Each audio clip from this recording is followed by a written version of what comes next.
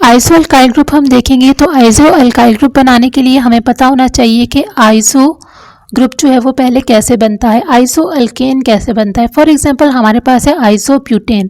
Isobutane बनाने के लिए हमें पता है कि 3 कार्बन जो है वो ऐसे होने चाहिए लाइन में, और आइसो का मतलब होता है सेकेंड लास्ट या फिर सेकेंड कार्बन पर एक मिथाइल ग्रुप।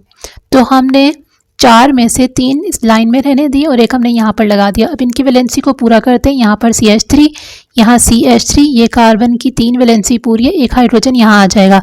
तो ये बन गया आइसोब्यूटेन।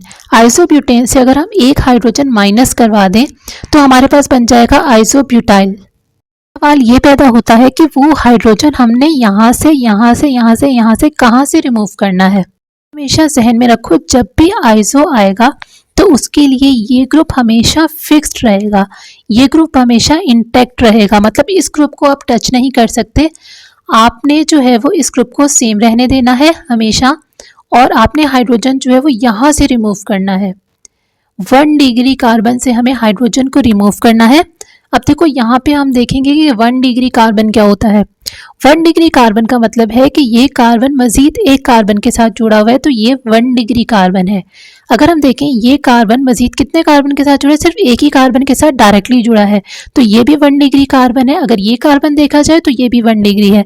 लेकिन अगर हम इस कार्बन को देखते हैं तो ये कार्बन हमारे पास मजीद 3 कार्बन से जुड़ा है, मतलब ये 3 डिग्री कार्बन है। तो देखो आइसो में ना ये ग्रुप कभी भी टच नहीं होना चाहिए अगर आपने हाइड्रोजन रिमूव करवाना है। आइसोब्यूटेन से आइसोब्यूटाइल बनाने के लिए हम क्या करेंगे कि इस ग्रुप को ऐसे ही लिखेंगे, यहाँ से एक हाइड्रोजन रिमूव कर देते हैं तो हमारे पास ये बन जाएगा। अब देखो इसका स्ट्रक्चर बन जाएगा ऐसे कुछ, CH3 CH CH3, ये सेम आ जाएगा। अब यहाँ पे CH3 की जगह आ जाएगा CH2। तो ये हमारे पास बन गया आइसोब्यूटेन से आइसोब्यूटाइल का स्ट्रक्चर। देखेंगे कि आइसोपेंटेन से आइसोपेंटाइल कैसे बनाया जाएगा।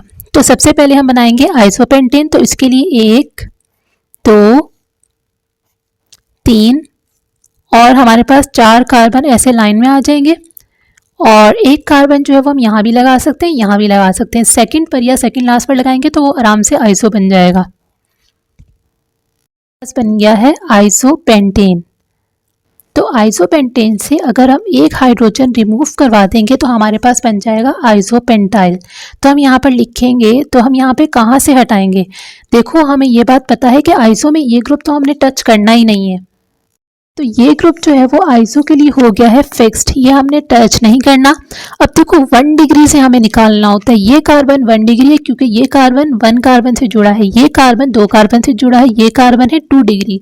तो इसको आइसोपेंटेन से आइसोपेंटाइल बनाने के लिए हमें क्या करना पड़ेगा, तो हम एक हाइड्रोजन रिमूव करेंगे यहाँ से।